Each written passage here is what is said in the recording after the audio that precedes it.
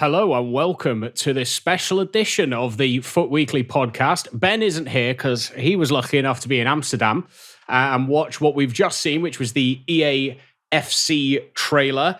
Welcome to the club and all that. And to go through the whole trailer, we've got two people with us here who've got different perspectives. We've all got different ways that we approach FIFA, so it'll be great to see what we all took from it. So first, we've got top NA player 𝗍𝘍𝗪. How you doing, mate? Thanks for having me. It's exciting to be here. Wish we were in the room with Ronaldinho and Erling Haaland, but it is what it is. Maybe one day. Yes, yeah.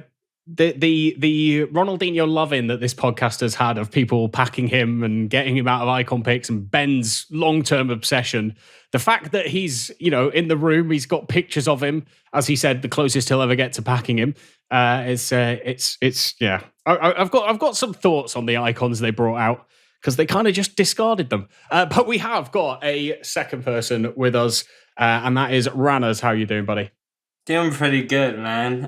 Getting to be on this podcast is nearly as fun as being there, right? So don't underrate the podcast just yet, 𝗍𝘍𝗪, please. Thank you.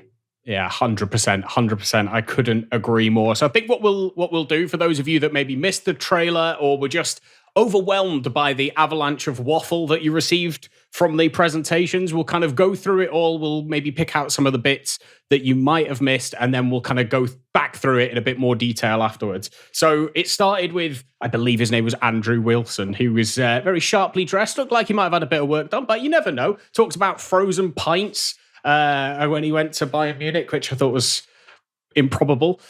We then had the best named presenter for an online presentation I've ever seen. A very swanky studio, and out they brought 𝗵𝗀𝗀𝗀. No way was his... It wasn't. It was Cam Webber. But, it's just a ridiculous... It felt like a lot of the names they'd picked from a hat, but I'm sure they're all very important people, have done lots of stuff. And he introduced two themes that I think ran throughout the whole process, which was authenticity and innovation. We might get onto the authenticity part. Obviously, Petr Cech's the best striker in the game at the moment, and a goalkeeper is better than his brother who actually plays outfield in midfield. So that's an interesting word that they've chosen there. And they've also spoke about, in this initial section, a £10 million investment, I think they said, into football infrastructure, into kind of giving young people a chance. So your FIFA point money isn't going totally to waste. And then they kind of teased the brand interactions they're now able to do. And on the screen was Beats, Pepsi, Nike, Adidas, and PlayStation. The fact they've got both Nike and Adidas was massive. And there's a bit more on that later on when we come to the pre-order. They said, welcome to the club, maybe about 150 times, but we were all very much welcomed. Then out came DJ Jackson, another fantastic name. And this was essentially them just showing off licenses at this point. They had all the trophies from all the major competitions around the world, then brought out the Women's UEFA Champions League with Alex Scott, who came out on stage, who I felt looked a bit nervous, having seen her on TV in the UK. She doesn't usually seem that nervous. They also introduced that they've got the women's leagues in Spain and Germany. At one point, he said that it's very deep and expensive coverage, which I thought it was a great Freudian slip. I'm sure he meant expansive. And then EA packed 3 walkouts in the space of about 3 minutes and didn't talk to any of them. That was Luis Figo, Didier Drogba, and Ronaldinho, who came out looking like an absolute boss, who brought in the Premier League, the Champions League, and I think it was the La Liga trophy that Figo brought out. It was nice to have some real life walkouts, and then, as they do in FIFA, they just into your club and that you don't think about them again. And then we had Nick Vlodica, which I think is how you say it, who came on to talk about the kind of innovations in gameplay. And there were some sentences he said, which I'm sure we'll talk about later, that really got me excited. But he talks about a kind of 3-pronged attack for their gameplay, which was Hypermotion V. So they're now scanning real life matches instead of people in a kind of studio to get some animations. Again, that could be good, but I also saw Haaland scoring about 350 overhead kicks in the trailer, so that might be overpowered. Then we saw the Frostbite engine has been updated, so now their shirts move properly, and they kept talking about this EA Sports Sapien technology that was 10 times more precise. Again, a lot of that's just I know Holland is the home of the pancake, but it was a lot of waffle going on. And then we had playstyles as the third tenet, and this playstyles was a little bit different to anything we've seen before. It kind of felt like traits that we've had in the game, but this one's informed by Opta, so from real life stats. And there was plenty of times where they mentioned the fact that you could change somebody's playstyle, it would improve long shots. It definitely just felt like a traits kind of system. I wonder if it will be linked into chemistry, whether chemistry is going to be a thing at all anymore. I think it is, but that was quite an interesting part that they didn't dive too much into detail on. And then they got to the Ultimate Team announcement, which is something we've kind of all known for a while. It's causing a lot of debate amongst people who probably aren't mature enough to have that debate. And it's women in Ultimate Team. 𝘰𝘗 Williamson looked delighted to announce that women were in Ultimate Team. Yeah, she could have been a little bit more enthusiastic. But we've got a lot of information on the website around that. A lot of information on the website that kind of wasn't covered in the presentation at all, which we'll also go through when we go into a bit more detail. But the other big addition to Ultimate Team that they mentioned was evolutions, the ability to upgrade a card from the ones that we've seen have gone from silver to gold and have said that they have to meet specific criteria. So I'm not sure you'll be able to pick whoever you want, which was kind of the rumor. It looks like it's going to have to be a certain rating of player, but that you'll be able to upgrade them to keep up with the power curve, which if you're picking a silver early, they're going to have to upgrade fairly quickly. But I really liked it. It looked like you could change a few more things. Again, more information on the website. Some of it really interesting. We'll get into that. Then they talked about the 𝗵𝗃 sphere of FC Online, which was their esports in Asia. It's going to be at the Asian Games. It's the first time, they're saying it's the first time it's been recognized as a sport, which I think is a bit of a stretch. They talked about FC Mobile getting an update, FC Tactical, which was a new turn-based strategy game. We'll all give that a try, I'm sure. And then FC Pro, which I know who was very interested in, was the new esports platform with a proper path to the finals, a real leaderboard, it seemed like, that you could kind of see where you are, but I don't know too much about it. They didn't go into too much detail. Maybe who can expand on that a little bit for us. And then they gave us the release dates, September 29th. And early access is now 7 days, so you can get on the game September the 22nd. And the early access comes with, as it usually does, a lot of things, but things they didn't talk about at all in the presentation, which again I found interesting, which was a Nike card. There's a Nike campaign that's coming. I will say the card design looks delightful. There's a Team of the Week item, again, that looks delightful from the first Team of the Week. And then it says limited time UCL hero card. So the limited time thing is odd to me. I don't know if you'll only be able to use them for a certain period of time, but coming in November, if you pre-order the game with the Ultimate Edition, you get this UCL card that's got a really cool design. We'll have to wait and see what they are. And then to finish it all off, somebody went and woke up Erling Haaland, dreadlocked his hair, brought him out on stage and announced him as the face of the new game. And I could not believe he managed to stop himself from saying FIFA on about 3 separate occasions. The word FIFA was never mentioned once in the entire presentation, which I thought was a great job for everybody involved. But that was kind of the presentation in a nutshell. There wasn't an awful lot of information, but there was also lots of information. So we're going to go through it all. And I kind of just want first impressions. What was the thing that stood out to you? I'll go to you, Who.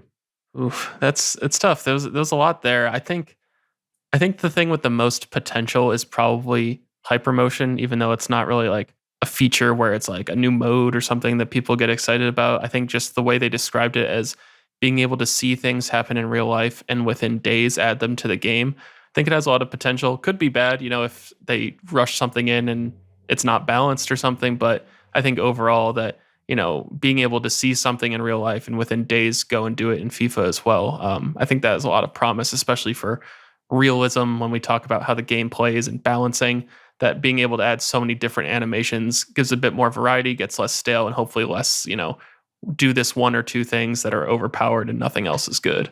Yeah, I agree. It's one of those things where you can hear a lot about it, but until you actually play the game and can maybe see how it's implemented, it's difficult to know, as you say, is it going to be balanced? What's going to be overpowered? So it's one of those things that always sounds good, and they've got some really fancy graphics, but until you actually get hands-on experience, then you don't really know for sure. But I definitely think the gameplay side of it had a bit more of a push than I was expecting in something that isn't a gameplay trailer. The gameplay trailer tends to come in August. There was quite a lot of talk about the gameplay. What about you, Rannerz? Was there anything that stood out to you? Well, in general, I actually am super excited, as crazy as this sounds, for the tactical game. I absolutely love turn-based games just in general. So to get like a EAFC kind of version of that, I'm actually really excited. Oh, I wasn't being sarcastic in any way, shape, or form. I actually think it has potential to be a very, very big game for, from a content creator perspective. There's people eat up the mobile versions of the game, so it will be interesting to see what it looks like. I don't know if they were teasing it in the background. There was like an upgrading your stadium thing, and then it kind of almost looked like a chessboard version of a football pitch that they were moving people around in. So it will be interesting to see what that is. And the fact that they were very clearly saying this is all in one ecosystem, there's potential for a bit of crossover there. I think we'll go back to whose point just to begin with, because the basis of any football game has to be the football. And so there was a line said in the presentation by Nick, and he said, let me find the exact quote now. He said, "This will be the best gameplay you have ever seen in an EA football title." And that feels like quite a bold claim. Now, best, I suppose, it depends how you're looking at it. Most realistic or the best to actually play with, the most balanced. And it seemed like the play styles aspect to things, I found quite an interesting addition, especially them saying you can add it to players. And I'm wondering if it's going to be kind of like Accelerate this year, where it might be something that is quite overpowered throughout the whole game cycle. I don't know if you thought that as well here. I know you've said you don't know until you see it in game whether it's balanced, but I wonder if you had any other thoughts on the gameplay that we were shown anyway. The gameplay we saw looked interesting. I know it's always hard to compare a trailer to, the real gameplay, just in terms of how often these things will happen and things like that. But I think, again, it does have a lot of potential. And I'm curious, if they go about announcing, in today we added these new animations based on this, or if it's just kind of a surprise, like you're playing and suddenly Haaland does like a flying back heel or something, and you didn't even know you could do that. But yeah, I think it's something that has a lot of potential. The gameplay does look pretty good, but again, it really just more comes down to the balancing at this point. I think the graphics themselves, like, they're already pretty realistic, so I feel like it's kind of marginal at that point, but hopefully it just helps with smoothing things out, balancing out different animations, things like that. And just from a perspective of kind of the pro scene, obviously they did talk about this new EA Pro platform. Again, another thing they seemed quite excited about that they hadn't had before. Do you have any idea what that might be? They didn't really give us a lot of information. Yeah, it's hard to say. I kind of wonder if it's just kind of reformatting some of the qualifiers and things like that. I assume we'll get, more information later, but as it is right now, the cross-play, you're able to play against people from other platforms. I think sometimes some of the competitions are PlayStation specific, just based again on, what you said at the beginning with the sponsorship of PlayStation on there. Could see that being a thing, but at this point, they haven't really said anything. Yeah, again, it's one of those things that obviously doesn't necessarily currently mean a lot to a lot of people that play the game. It's it's quite a small group of people, but it's definitely an area. Esports as a whole and the competitive scene of FIFA has been something they've pushed for so long, and it's never really got going, I feel, in the kind of mainstream that play the game. And I wonder if this is another attempt by them to try and push in that direction. But Rannerz, I think what we'll move on to is, for me, the license aspect of it. It kind of felt like them going, we're not losing anything. I don't know if you got that feeling as well. Yeah, absolutely. Especially when they had like the big multi-year Premier League kind of thing. Like, the licensing is huge, and people are always like, yeah, but if the gameplay is good, it's whatever, I'll play the game. But honestly, when it comes down to, especially the masses, right? So not even people that are going to be maybe even watching that trailer or, listening to a podcast like this, licensing matters a lot. And I don't think that can be undervalued. And I think they know that, they're fully aware of that. And they really have made sure people know, like, just because we're changing from FIFA, we're not losing licensing. it kind of almost felt like they were showing off, like properly showing off the kind of, we have exclusive rights to the two biggest competitions in the world, the champion outside of the World Cup, which obviously no one would ever talk about, the Champions League and the Premier League. It was, bringing the trophies out on stage, having these legends do it. It was kind of a weird way to treat the legends, I felt, and kind of bring it out and then make them walk back down the stage and everyone can clap again. There was quite a funny moment when they were talking about the Frostbite engine, which is, he said to get your prostate checks, is how I heard it anyway.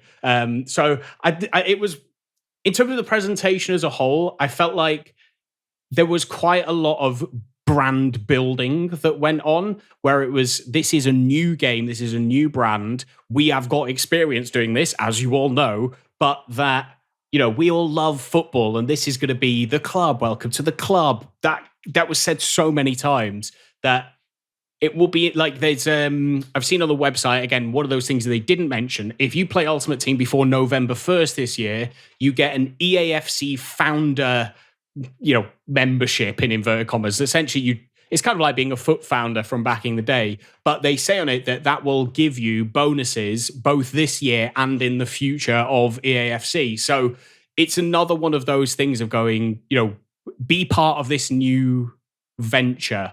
And I don't know about either of you. I got taken along after we kind of got through a bit of the preamble. I got taken along with it a little bit more. I think we'll move into Ultimate Team, because one of the biggest causes of debates, for me anyway, has been the inclusion of women in Ultimate Team. And I kind of want to just clarify everything that was said, but also everything that's in. There's an FAQ on EA's website about how women in Ultimate Team will work. I find it interesting they're launching it now that they've broken away from FIFA. But let me just read out the FAQs. Will men and women's footballers compete on the same pitch? Well, as we saw in the trailer, the answer is yes. All players will compete on the same pitch in Ultimate Team. You have the opportunity to create hybrid squads with more players than ever to choose from around the world's game and compete with your unique team across Ultimate Team. How will men and women's footballers be integrated together across everything in Ultimate Team? In packs, both men's and women's footballers will be available together in the pool of players. Transfer market, all tradable players will be searchable on the transfer market based on their league, club, nationality, position, and price. Objectives, men and women's footballers will both be eligible as objectives requirements and objectives rewards. Rewards, both men's and women's footballers will be included in rewards. Squad building challenges, both men's and women's will be able to be submitted and won. And draft, anybody in the current player pool, so that includes women and men's footballers, will be available in drafts. There's also going to be icons and heroes from women's football. We saw Mia Hamm, I think, in the trailer, was probably the biggest one, getting subbed on for Luis Figo. And then we have, how will squad chemistry work? And essentially, it's exactly the same as now. It's just that the league is different. So you can have a Chelsea men's player and Chelsea women's player. They will both get the Chelsea link, but not the league link. So chemistry will still be a thing. It looks like the chemistry system is going to be the same. At least it's going to be built on the same basis. Whether they change how you earn chemistry, we'll be able to see later on. And then finally is, how will ratings work? All players in Ultimate Team are rated relative to the players they play against on the pitch in the real world. Ratings will be consistent with other modes in the game. So if they're 85 in Kickoff, they're 85 in Ultimate Team. This, I think, will be the part of the conversation where somebody may look at the fact that they said authenticity about 150 times in the trailer or in the presentation, and then see that all players are rated relative to the players they play against in real life, but in Ultimate Team, they're going to play together, but using the ratings where they only play within their own gender. That feels... There's a disconnect, I think, there in terms of what they're trying to say, the authenticity, which is essentially we've got lots of licenses, and a realistic representation of football on the pitch. There are two slightly separate things. And I know it's a kind of tricky topic to talk about, definitely not one that the maelstrom of 8 to 15-year-olds can have with any kind of, nuance. But I think in this environment, I kind of like to get your two perspectives. I'll start with you, Rannerz. I'll throw you this hot potato. And how do you see this working? And what do you think it means for Ultimate Team moving forward? I mean, I think it's absolutely brilliant. So this is pretty easy for me because I'm like a huge advocate for it. So I think it's going to be really good. I think anything that adds like more variety, right? So you're getting so many extra players in the game, and you just know some of them are going to be like extremely meta, and it's just going to be some random players. And then, I mean, outside of Ultimate Team, it's going to add a lot to the women's game. I think it's going to give a lot more publicity to it and stuff, which is also great. But yeah, within the game specifically, I feel like a lot of the players will be usable. My only worry is if height is like a big issue. That is like my number one concern, and I think that can definitely destroy a lot of the women players in the game if it's very like aerial dominated, and that crossing, say for example, is really effective. But still, you can maybe they'll be used more as like wingers and like good dribbling midfield players rather than like center backs. Yeah, I could definitely see that too. How about you, Hu? How do you kind of see it in the current Ultimate Team environment? Yeah, I'm excited as well. Like Renner said, I think it just comes down to the balancing. I wonder if they might need to change, how they define lengthy for a woman because of, there's not that many that are, 6'3", 6'4". So, when we talk about the height requirements for explosive versus lengthy, that might be a factor. And then you wonder if you have like a 5'9" lengthy player, is that going to be kind of overpowered because they get the running benefits of lengthy, but they're, the more responsive, shorter players. So it'll be interesting to see how they take care of it. I think one of the biggest factors that I probably haven't seen discussed too much is that they're definitely going to want to make these women's cards good and usable and linkable, which means we're probably, I don't want to say doubling, but significantly adding to the pool of top tier players to use in the game. When you think like right now, how many players outside of the top 5 European leagues and maybe the Saudi league, are really good, like especially from the start. In other leagues, you might have an 82 and 83 at best. But now, we're adding 4 or 5 leagues where there's players that will be, 87, 88, 90 rated even. So, it significantly increases the pool of top players. Also increases the pool of not as good players, but, they're not really adding the off leagues for women. There's no, like Australian league or something like that, where the players are mostly silver and bronze. So there should be quite a few more usable player options coming into the game. Yeah, definitely. I think the other thing from a purely kind of Ultimate Team building perspective is that some of the elite women's teams aren't necessarily the elite men's teams. So, the likes of Chelsea and Arsenal. No, the likes of like Lyon, for example, are one of the best women's teams and have some of the best players in the world. I know that was driven by, I think, their director of football who has moved on. So that may change over time, but it could also give, I think Wolfsburg as well have got a very good women's team. So it might now open up different clubs to be linked as well. A special card that you went, you can't link them with anybody.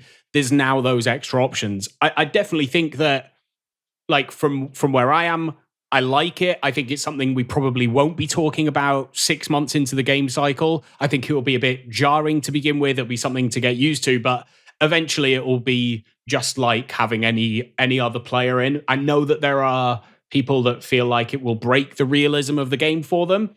I mean, we've seen with shapeshifters, that's kind of already happened for a lot of people. But I think it's a necessary addition. As I agree with you, Rannerz, I think it's massive for the women's game. How many more women's players will, like young men specifically, be able to name by the end of next year and have some sort of link to, connection to, some support of? Yeah, with the Women's World Cup this summer, that might just start that ball rolling of a little bit. I know for me, the major tournaments of women's football, I've got massively invested in the last kind of 4 or 5 of them. I think it was the one in Canada was the first one I really properly watched. And it's been something I've then actually kind of taken an interest in. I went to Manchester United women's game. They played West Ham at Old Trafford. And it was, it's a different experience. It's a different product than the kind of men's football that you're used to. But there's absolute merit in, I think, joining them together and kind of just increasing that awareness. And if you're really that way inclined, you go, I don't want to have women and men's playing on the same pitch, then just build your team full of men. If that's really, you still have the option to create your ultimate team. But I think for the for what is quite a male-dominated game and market, the ability now for, women and young girls that are playing this game to see, other women in the game and be able to go, I can play with them in Ultimate Team. The main game mode that, is played and the main thing you see online is always around Ultimate Team. The fact that they can now be included, I do think is going to be massive. And I honestly think, unless they get the balancing completely wrong, it will be a total non-issue by the end of next year. And I don't think we'll be talking about it. At least that's my hope anyway. So moving on from that addition of women into Ultimate Team, we've got evolutions. This was the thing I was most excited about, because upgrading players has always been something I've wanted to be able to do in FIFA. We've kind of seen it with the Future Stars upgrade path, but it's always getting a new card. It's not upgrading the player. Even to the point of like scoring 100 goals of the player, I wanted a little border around my card to go, listen, I've used this player a lot and I've achieved some things. And the information we're beginning to get now about what the evolution system is going to be is really exciting for me. And I don't know about you, who it might offer a completely different way of playing Ultimate Team. Yeah, it's certainly interesting. I think we've seen kind of the concept before, if you go way back, like the Alex Hunter cards that I think you boosted those by doing stuff outside of Foot and then got the boosted version in Foot. But even with like the Foot Academy for Future Stars, you kind of see the vision there. And I think this should give something that they can do across the cycle, and also something that can hopefully help them out if they're not really sure. Maybe there's a week off from promos. They could release new objectives for boosting your players, kind of like they did with those Footballers promotion this year. So I'm interested to see how they implement it. Like, do you just choose one player at the start and that's your player for the whole cycle? Can you do multiple? Can you swap them out? If you want to boost like 4 players from the same team, it's a lot of work, but could you do it? I think that'd be really cool. Really get, engagement from people kind of passively without just being, oh, I'm just playing weekend league. I'm just playing my rivals games. It's, I'm grinding towards something for the whole cycle. Yeah, definitely. That grinding towards something for the whole cycle is definitely, I think, the thread that I hope they weave into this game mode. I'll just read it out kind of in what they've given the information on the website, and then we'll maybe go through the potential drawbacks. So it says, develop your own club legends. For the first time ever, you can improve players in your club via Ultimate Team Evolutions, a new way to build your squad around the players you love. Choose players that fit the Evolutions criteria and complete a set of objectives to improve their individual skills, play styles, and overall ratings to keep them competitive throughout the year. This bit is the bit where I got a little bit excited, a little bit of we came out. You'll even be able to level up how their player items look with new designs and animated backgrounds, so you can flex on your opponent with your homegrown Evolutions players and all the milestones they've reached for your club. The animated backgrounds and new designs, that's got me very excited. The example that they show on the website is Youssoufa Moukoko going from, I think, 69 or 70 rated all the way up to 85 and changing from a silver into a gold. The fact that they say overall ratings to keep them competitive throughout the year would lean into the fact that this is going to be something that they thread throughout the year. That's going to be something they have to manage. They can't be too overpowered, but they also can't be like too far behind the curve, because it's just going to be a bit of a waste of time.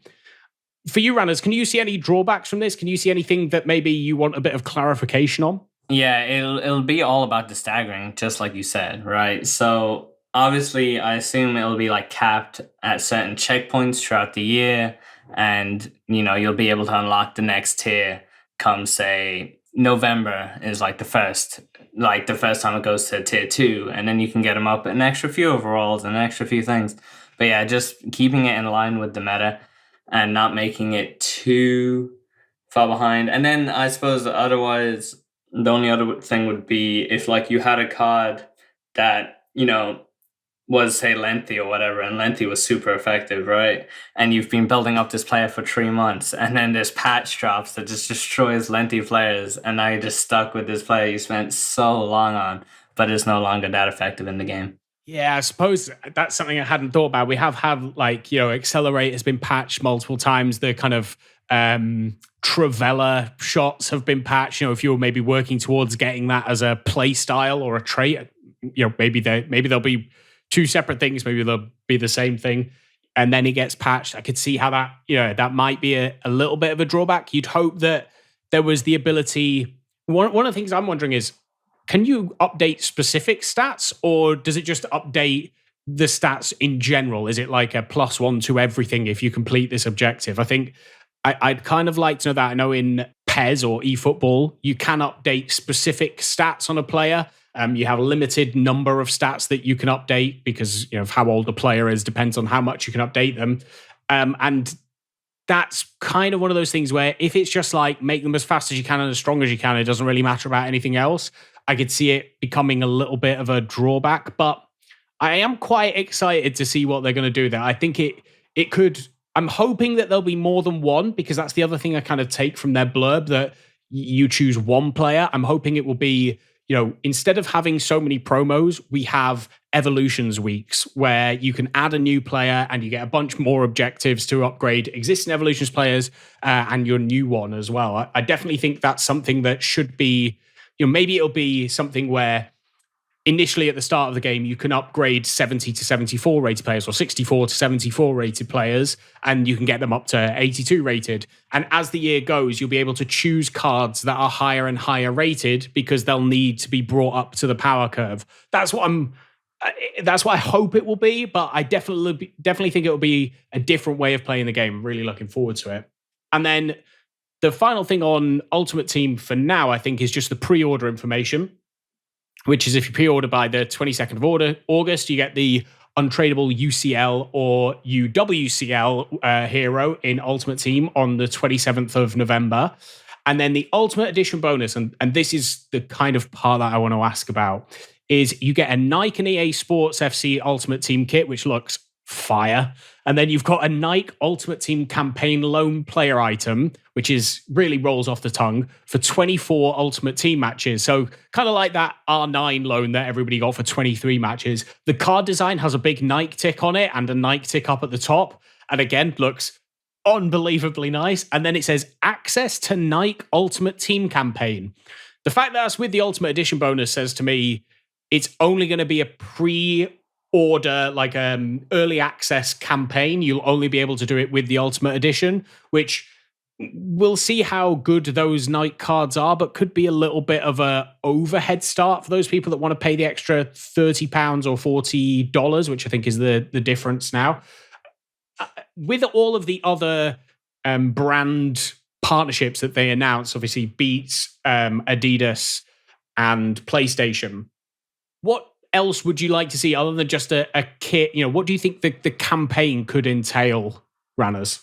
Well, from what it kind of looks like, I'm guessing it's just a promo, right? There's no ones to watch. It's like it's going to be the first week, so it's just going to be like an early access promo, I'm assuming.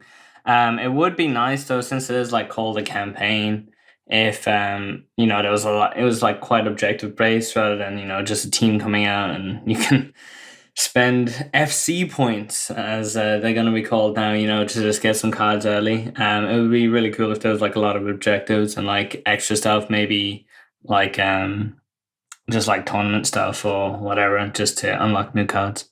Yeah, it was the fact that it says access to the campaign. I agree. It could just be because it's in the early access, but I wonder if we could see maybe a different.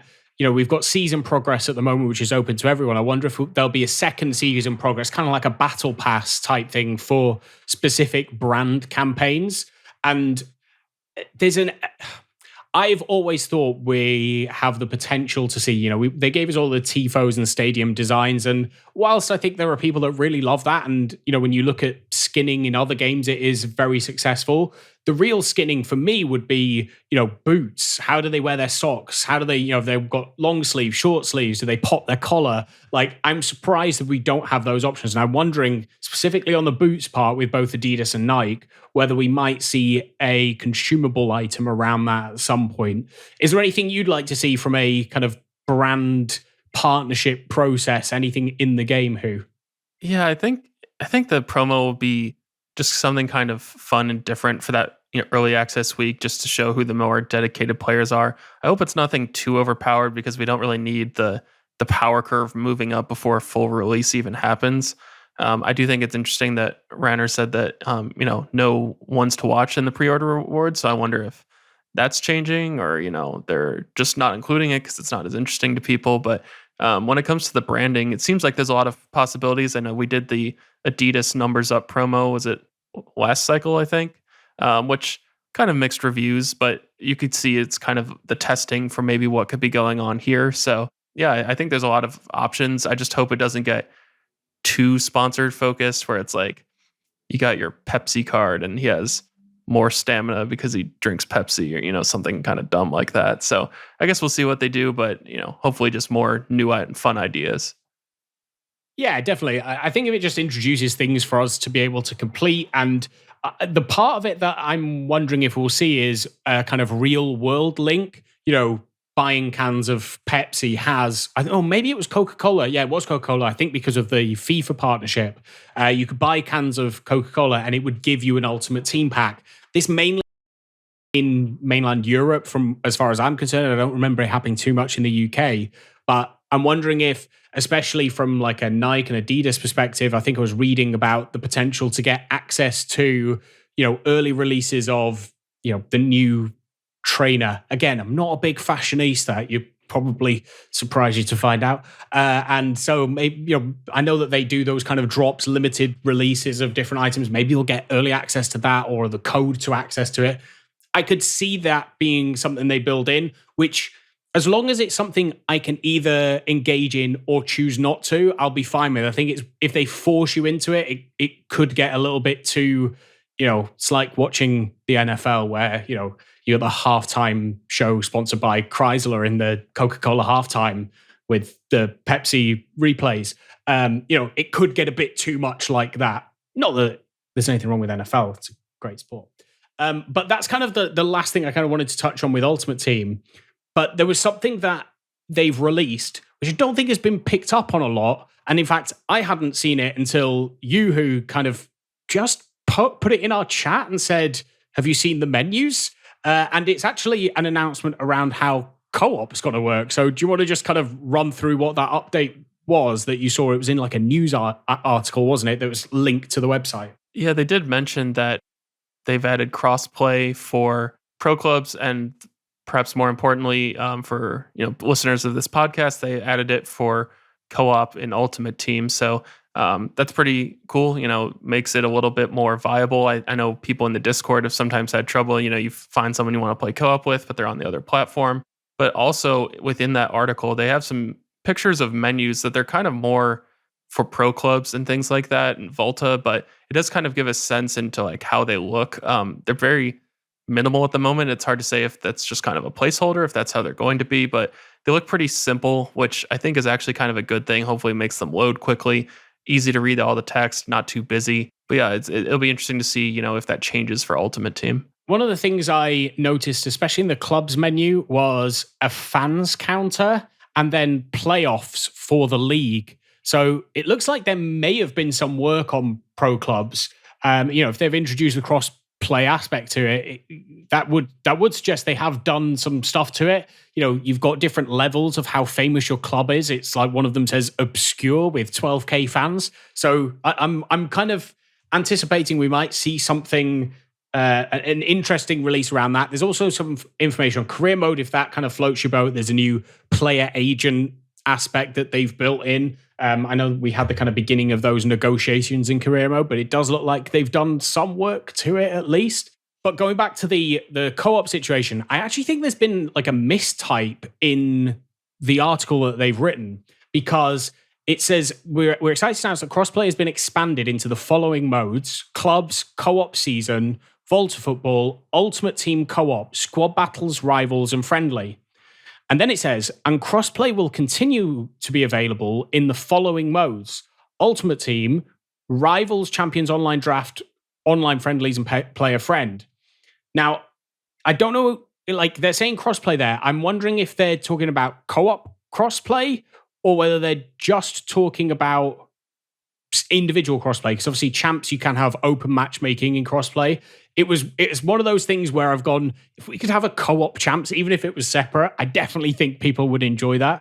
there's lots of information on the website. If you haven't gone to the EAFC website and kind of just click on things that you don't expect are going to take you anywhere interesting. Even like terms and conditions contain information that you weren't really expecting, if you can bother to read terms and conditions. And, they give you a lot more insight. There's a few extra bits of information about how playstyles are going to work, about all of their links that they've got. You've got a preview of what the cards are going to look like. And I've got to say, I really like the look of the card design. It definitely looks like we're going to have a different way of looking at it. All of the cards currently don't have any rating or stats on them, and I can't see an obvious place on the card. You could maybe sneak the rating in the top left, but I can't see an obvious place for the stats. So maybe we're now going to get a kind of flip card system, or these are just like the mini versions that remove the stats from the card and they'll actually expand to show you them. I think we've pretty much covered everything for now. As I say, there wasn't an awful lot of kind of information about exactly how things are going to work, just more of an announcement that they're going to be in the game. So unless there's anything from you, 𝗼𝘂 that you kind of want to just touch on a little bit more? I was reading the authenticity tab and noticed that they added the Korea K2 League. So if you're looking for the second tier of Korean football, then you'll be very happy. BPM's going off already. All of these women's players added, all of these K2 League players added. It's gonna be brilliant. We're gonna be BPM into our heart's content next year. Anything from you, runners, that you'd like to kind of touch on before we leave it? Unfortunately, I don't have anything as exciting as the K2 League, unfortunately. So I think we'll just have to leave it there. That's really sad. So I think the last question we'll have, we've seen a lot today. What have you not seen that you'd like to see in the near future? I'll start with you, Hu. Something that, realistically speaking, from the pitch notes, I'm hoping that they've done something with draft, just because with the new chem system, it's just a mess. The lack of position modifiers, the chem styles, like the whole system just hasn't been touched since it was released. So hopefully they've done something to update draft. Otherwise, draft and moments are both just kind of irrelevant modes. I mean, I'll still play draft, and I know people do, but it just loses all the hype. So assuming they haven't added any big new modes, I'd like to see them at least kind of try to correct some of these, older existing modes that they haven't done much with. Yeah, I can get on board with that. What about you, Rannerz? Anything you'd like to see announced that they didn't touch on? I mean, it is technically a new mode, and it's something you mentioned. I've just been an advocate for core-foot champs for about 3 years now, so I know we're eventually going to get it. It might be 10 years from now, but, maybe if it was this year, it would be pretty cool. Yeah, I'd be well up for that. There would be some cracking content to be had. There'll be some very competitive friendships would be broken if they did add that. For me, I can't really think of anything else I'd like to add. I just want more information. I want to play the game. Like, it's one of those things where it's now they've teased us and we're still 2 months and 9 days away from being able to get our hands on it.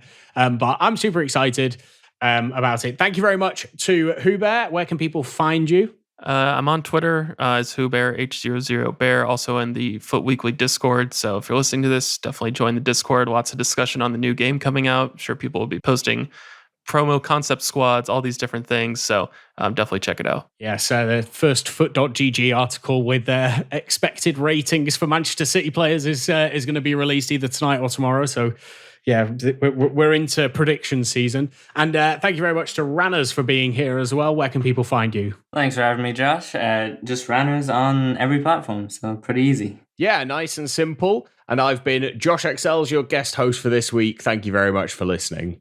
And there we go. Thank you very much to Josh for hosting this episode in my absence.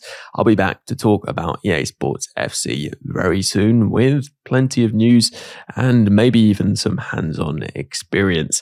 Looking forward to that. And if you're looking forward to it too and would like to subscribe, then you can do so by all the different various ways, including YouTube and Spotify and Apple Podcasts. If you'd like even more podcast content from Foot Weekly, then please do become a supporter.